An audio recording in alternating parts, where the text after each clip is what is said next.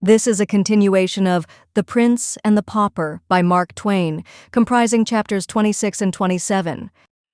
Chapter 26. Disowned. The king sat musing a few moments, then looked up and said, "'Tis strange, most strange, I cannot account for it." "No, it is not strange, my liege, I know him, and this conduct is but natural. He was a rascal from his birth." "Oh, I spake not of him, Sir Miles." "Not of him? Then of what? What is it that is strange?" "That the king is not missed." "How? Which? I doubt I do not understand." "Indeed? Doth it not strike you as being passing strange that the land is not filled with couriers and proclamations describing my person and making search for me? Is it no matter for commotion and distress that the head of the state is gone, that I am vanished away and lost?" "Most true, my king, I had forgot." Then Hendon sighed and muttered to himself, "Poor ruined mind, still busy with its pathetic dream. But I have a plan that shall right us both. I will write a paper in 3 tongues, Latin, Greek, and English, and thou shalt haste away with it to London in the morning. Give it to none but my uncle, the Lord Hertford. When he shall see it, he will know, and say I wrote it. Then he will send for me. Might it not be best, my prince, that we wait here until I prove myself and make my rights secure to my domains? I should be so much the better able then to—" The king interrupted him imperiously. "Peace! What are thy paltry domains, thy trivial interests, contrasted with matters which concern the weal of a nation and the integrity of a throne?" Then he added in a gentle voice, as if he were sorry for his severity, "Obey and have no fear. I will right thee, I will make thee whole, yes, more than whole. I shall remember and requite." So saying, he took the pen and set himself to work. Hendon contemplated him lovingly a while, then said to himself, "An it were dark, I should think it was a king that spoke. There's no denying it. When the humour's upon on him, he doth thunder and lighten like your true king. Now where got he that trick? See him scribble and scratch away contentedly at his meaningless pot-hooks, fancying them to be Latin and Greek, and except my wit shall serve me with a lucky device for diverting him from his purpose, I shall be forced to pretend to post away tomorrow on this wild errand he hath invented for me." The next moment Sir Miles's thoughts had gone back to the recent episode. So absorbed was he in his musings that when the king presently handed him the paper which he had been writing, he received it and pocketed it without being conscious of the act. "How marvelous strange she acted," he muttered. "I think she knew me, and I think she did not know me. These opinions do conflict. I perceive it plainly. I cannot reconcile them, neither can I by argument dismiss either of the two, or even persuade one to outweigh the other. The matter standeth simply thus: she must have known my face, my figure, my voice, for how could it be otherwise? Yet she said she knew me not, and that is proof perfect, for she cannot lie. But stop, I think I begin to see. Peradventure he hath influenced her, commanded her, compelled her to lie. That is the solution. The riddle is unriddled. She seemed dead with fear. Yes, she was under his compulsion. I will seek her. I will find her. Now that he is away, she will speak her true mind. She will remember the old times when we were little playfellows together, and this will soften her heart, and she will no more betray me, but will confess me. There is no treacherous blood in her. No, she was always honest and true. She has loved me in those old days. This is my security. For whom one has loved, one cannot betray." He stepped eagerly toward the door. At that moment it opened, and the Lady Edith entered. She was very pale, but she walked with a firm step, and her carriage was full of grace and gentle dignity. Her face was as sad as before. Miles sprang forward with a happy confidence to meet her, but she checked him with a hardly perceptible gesture, and he stopped where he was. She seated herself and asked him to do likewise. Thus simply did she take the sense of old comradeship out of him and transform him into a stranger and a guest.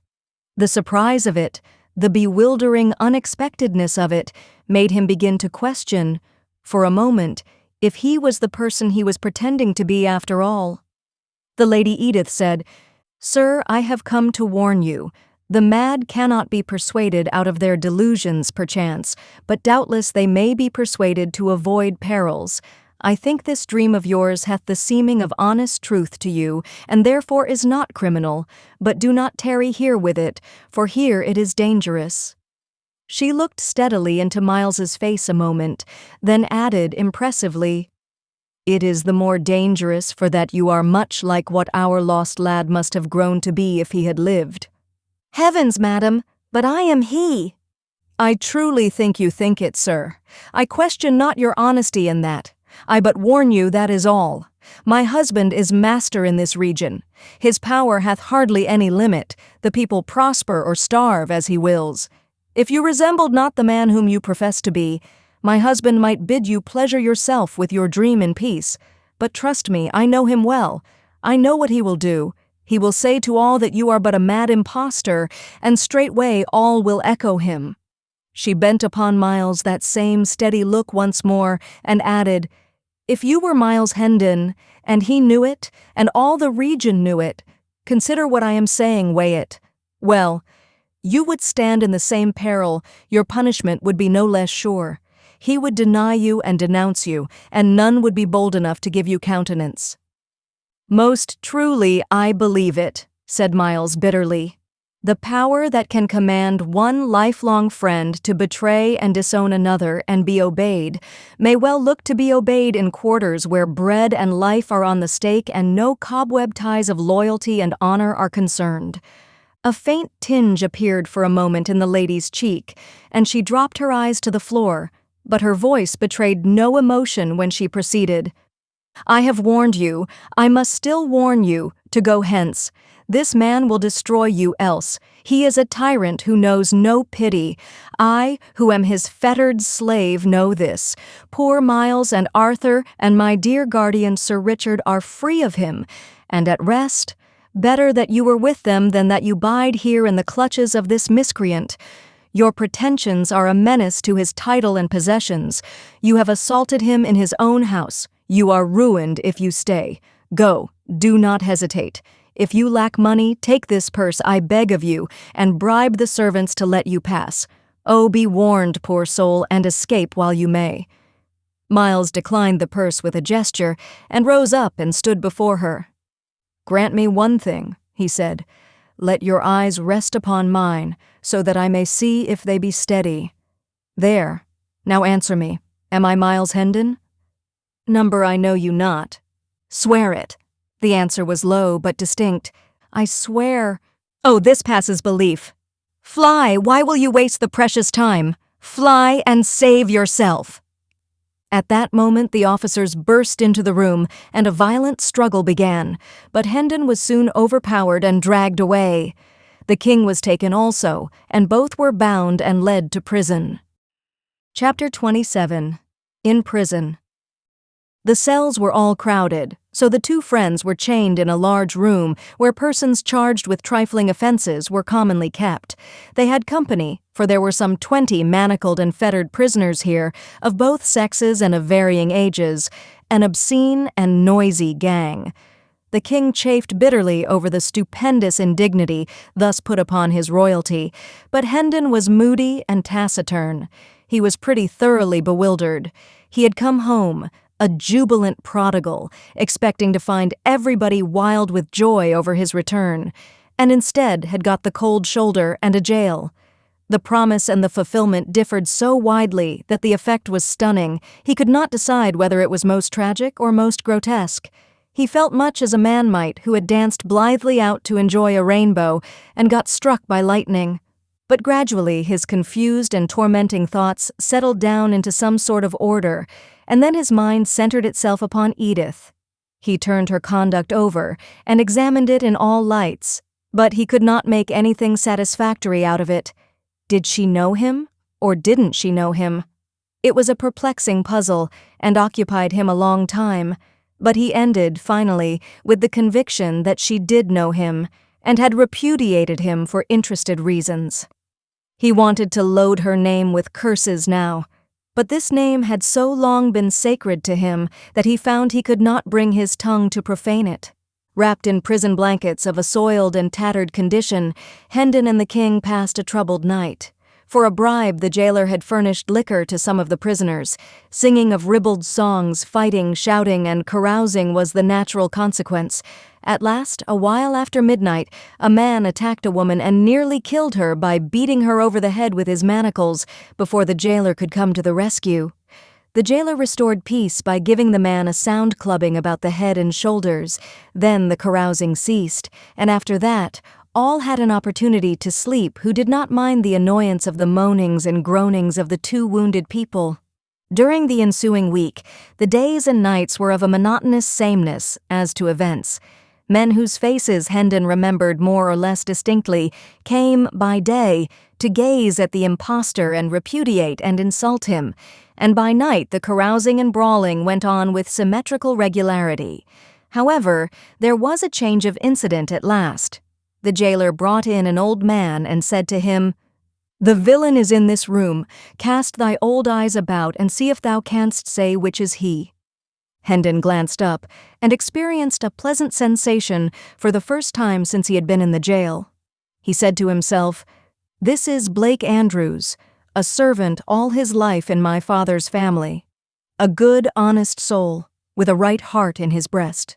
That is formerly, but none are true now. All are liars. This man will know me, and will deny me too, like the rest." The old man gazed around the room, glanced at each face in turn, and finally said, "I see none here but paltry knaves, scum of the streets. Which is he?" The jailer laughed. "Here," he said, "scan this big animal and grant me an opinion." The old man approached and looked Hendon over long and earnestly, then shook his head and said, "Marry, this is no Hendon, nor ever was." "Right. Thy old eyes are sound yet, and I were Sir Hugh, I would take the shabby carle and—" The jailer finished by lifting himself a tiptoe with an imaginary halter, at the same time making a gurgling noise in his throat suggestive of suffocation. The old man said vindictively, "Let him bless God and he fare no worse, and I had the handling of the villain he should roast, or I am no true man." The jailer laughed a pleasant hyena laugh and said, "Give him a piece of thy mind, old man. They all do it. Thou'lt find it good diversion." Then he sauntered toward his anteroom and disappeared. The old man dropped upon his knees and whispered, "God be thanked, thou'rt come again, my master. I believed thou wert dead these 7 years, and lo, here thou art alive. I knew thee the moment I saw thee, and main hard work it was to keep a stony countenance and seem to see none here but tuppenny knaves and rubbish of the streets. I am old and poor, Sir Miles, but say the word, and I will go forth and proclaim the truth, though I be strangled for it." "No," said Hendon, "thou shalt not. It would ruin thee, and yet help but little in my cause. But I thank thee, for thou hast given me back somewhat of my lost faith in my kind." The old servant became very valuable to Hendon and the king, for he dropped in several times a day to abuse the former, and always smuggled in a few delicacies to help out the prison bill of fare. He also furnished the current news. Hendon reserved the dainties for the king. Without them, his majesty might not have survived, for he was not able to eat the coarse and wretched food provided by the jailer. Andrews was obliged to confine himself to brief visits in order to avoid suspicion, but he managed to impart a fair degree of information each time, information delivered in a low voice for Hendon's benefit, and interlarded with insulting epithets delivered in a louder voice for the benefit of other hearers. So, little by little, the story of the family came out. Arthur had been dead 6 years. This loss, with the absence of news from Hendon, impaired the father's health. He believed he was going to die, and he wished to see Hugh and Edith settled in life before he passed away. But Edith begged hard for delay, hoping for Miles's return. Then the letter came which brought the news of Miles's death. The shock prostrated Sir Richard. He believed his end was very near, and he and Hugh insisted upon the marriage. Edith begged for and obtained a month's respite, then another, and finally a third. The marriage then took place by the deathbed of Sir Richard. It had not proved a happy one. It was whispered about the country that shortly after the nuptials, the bride found among her husband's papers several rough and incomplete drafts of the fatal letter, and had accused him of precipitating the marriage. And Sir Richard's death, too, by a wicked forgery. Tales of cruelty to the Lady Edith and the servants were to be heard on all hands, and since the father's death Sir Hugh had thrown off all soft disguises and become a pitiless master toward all who in any way depended upon him and his domains for bread. There was a bit of Andrew's gossip which the king listened to with a lively interest. There is rumor that the king is mad, but in charity forbear to say I mentioned it, for 'tis death to speak of it, they say. His Majesty glared at the old man and said, "The king is not mad, good man, and thou'lt find it to thy advantage to busy thyself with matters that nearer concern thee than this seditious prattle." "What doth the lad mean?" said Andrews, surprised at this brisk assault from such an unexpected quarter. Hendon gave him a sign, and he did not pursue his question, but went on with his budget. "The late king is to be buried at Windsor in a day or two, the 16th of the month, and the new king will be crowned at Westminster the 20th. "Methinks they must needs find him first," muttered his Majesty, then added confidently, "but they will look to that, and so also shall I. In the name of—" But the old man got no further. A warning sign from Hendon checked his remark. He resumed the thread of his gossip. "Sir Hugh goeth to the coronation, and with grand hopes. He confidently looketh to come back a peer, for he is high in favour with the Lord Protector." "What Lord Protector?" asked his Majesty. "His Grace the Duke of Somerset." "What Duke of Somerset?" "Marry, there is but one, Seymour, Earl of Hertford." The king asked sharply, "Since when is he a duke and Lord Protector?" "Since the last day of January." "And prithee who made him so?" "Himself and the Great Council, with help of the king." His Majesty started violently. "The king!" he cried. "What king, good sir?" "What king indeed? God a mercy, what aileth the boy? Sith we have but one, 'tis not difficult to answer. His most sacred Majesty King Edward VI, whom God preserve. Yea, and a dear and gracious little urchin is he too, and whether he be mad or no, and they say he mendeth daily, his praises are on all men's lips, and all bless him likewise, and offer prayers that he may be spared to reign long in England, for he began humanely with saving the old Duke of Norfolk's life, and now is he bent on destroying the cruelest of the laws that harry and oppress the people." This news struck his Majesty dumb with amazement, and plunged him into so deep and dismal a reverie that he heard no more of the old man's gossip. He wondered if the little urchin was the beggar boy whom he left dressed in his own garments in the palace. It did not seem possible that this could be, for surely his manners and speech would betray him if he pretended to be the Prince of Wales. Then he would be driven out, and search made for the true prince. Could it be that the court had set up some sprig of the nobility in his place? No, for his uncle would not allow that. He was all-powerful, and could and would crush such a movement, of course. The boy's musings profited him nothing. The more he tried to unriddle the mystery, the more perplexed he became, the more his head ached, and the worse he slept. His impatience to get to London grew hourly, and his captivity became almost unendurable. Hendon's arts all failed with the king. He could not be comforted, but a couple of women who were chained near him succeeded better. Under their gentle ministrations, he found peace and learned a degree of patience. He was very grateful, and came to love them dearly and to delight in the sweet and soothing influence of their presence. He asked them why they were in prison, and when they said they were Baptists, he smiled and inquired, "Is that a crime to be shut up for in a prison? Now I grieve, for I shall lose ye. They will not keep ye long for such a little thing." They did not answer, and something in their faces made him uneasy. He said eagerly, "You do not speak. Be good to me and tell me, there will be no other punishment? Prithee tell me there is no fear of that." They tried to change the topic, but his fears were aroused, and he pursued it. "Will they scourge thee?" "No, no, they would not be so cruel. Say they would not. Come, they will not. Will they?" The women betrayed confusion and distress, but there was no avoiding an answer, so one of them said in a voice choked with emotion, "Oh, thou'lt break our hearts, thou gentle spirit.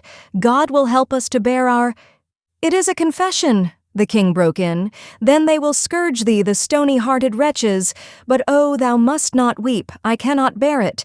Keep up thy courage, I shall come to my own in time to save thee from this bitter thing, and I will do it." When the king awoke in the morning, the women were gone.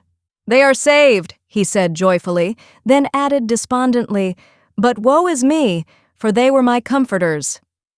Each of them had left a shred of ribbon pinned to his clothing in token of remembrance. He said he would keep these things always, and that soon he would seek out these dear good friends of his and take them under his protection. Just then the jailer came in with some subordinates and commanded that the prisoners be conducted to the jail yard. The king was overjoyed. It would be a blessed thing to see the blue sky and breathe the fresh air once more. He fretted and chafed at the slowness of the officers, but his turn came at last, and he was released from his staple and ordered to follow the other prisoners with Hendon. The court or quadrangle was stone-paved and open to the sky. The prisoners entered it through a massive archway of masonry and were placed in file, standing with their backs against the wall. A rope was stretched in front of them, and they were also guarded by their officers. It was a chill and lowering morning, and a light snow which had fallen during the night whitened the great empty space and added to the general dismalness of its aspect. Now and then, a wintry wind shivered through the place and sent the snow eddying hither and thither. In the center of the court stood 2 women, chained to posts. A glance showed the king that these were his good friends. He shuddered and said to himself, "Alack, they are not gone free, as I had thought. To think that such as these should know the lash. In England. Aye, there's the shame of it, not in heathennesse, Christian England. They will be scourged, and I, whom they have comforted and kindly entreated, must look on and see the great wrong done.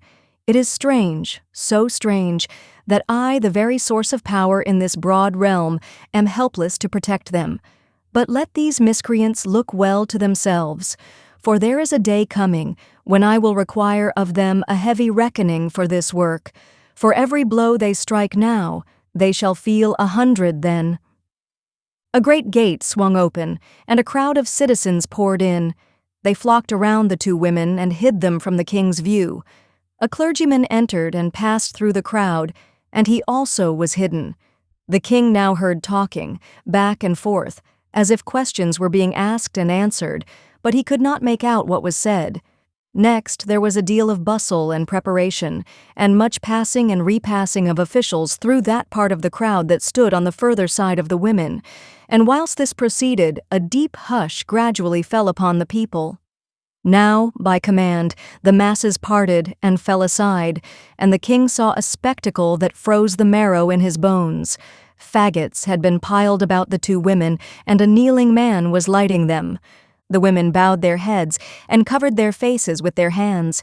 The yellow flames began to climb upward among the snapping and crackling faggots, and wreaths of blue smoke to stream away on the wind. The clergyman lifted his hands and began a prayer. Just then 2 young girls came flying through the great gate, uttering piercing screams, and threw themselves upon the women at the stake. Instantly they were torn away by the officers, and one of them was kept in a tight grip, but the other broke loose, saying she would die with her mother, and before she could be stopped, she had flung her arms about her mother's neck again. She was torn away once more, and with her gown on fire. 2 or 3 men held her, and the burning portion of her gown was snatched off and thrown flaming aside, she struggling all the while to free herself, and saying she would be alone in the world now, and begging to be allowed to die with her mother. Both the girls screamed continually and fought for freedom, but suddenly this tumult was drowned under a volley of heart-piercing shrieks of mortal agony.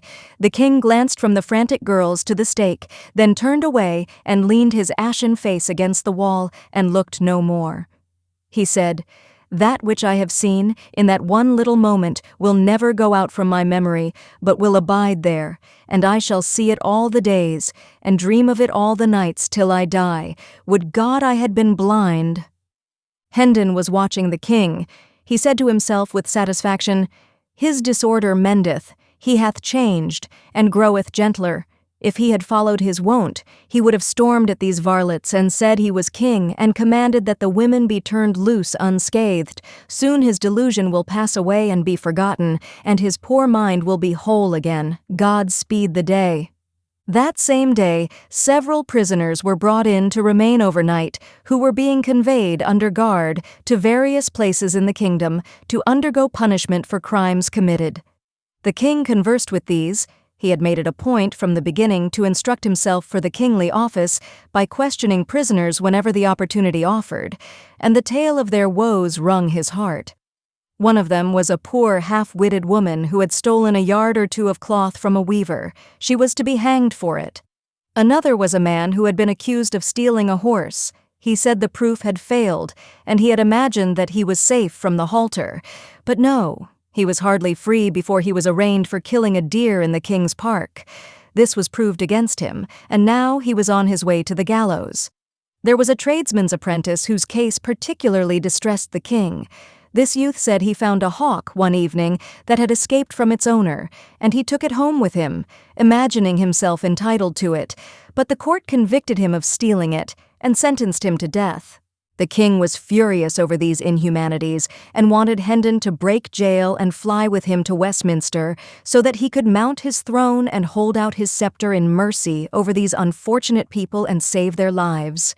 "Poor child," sighed Hendon, "these woeful tales have brought his malady upon him again. Alack, but for this evil hap, he would have been well in a little time." Among these prisoners was an old lawyer, a man with a strong face and a dauntless mien. 3 years past, he had written a pamphlet against the Lord Chancellor, accusing him of injustice, and had been punished for it by the loss of his ears in the pillory and degradation from the bar, and in addition had been fined £3,000 and sentenced to imprisonment for life. Lately he had repeated his offense, and in consequence was now under sentence to lose what remained of his ears, pay a fine of £5,000, be branded on both cheeks, and remain in prison for life. "These be honorable scars," he said, and turned back his gray hair and showed the mutilated stubs of what had once been his ears. The king's eye burned with passion. He said, "None believe in me, neither wilt thou. But no matter, within the compass of a month thou shalt be free. And more, the laws that have dishonored thee and shamed the English name shall be swept from the statute books. The world is made wrong. Kings should go to school to their own laws at times and so learn mercy." This concludes the 10th part of 13 total of The Prince and the Pauper by Mark Twain, produced by Best Audiobooks for Free.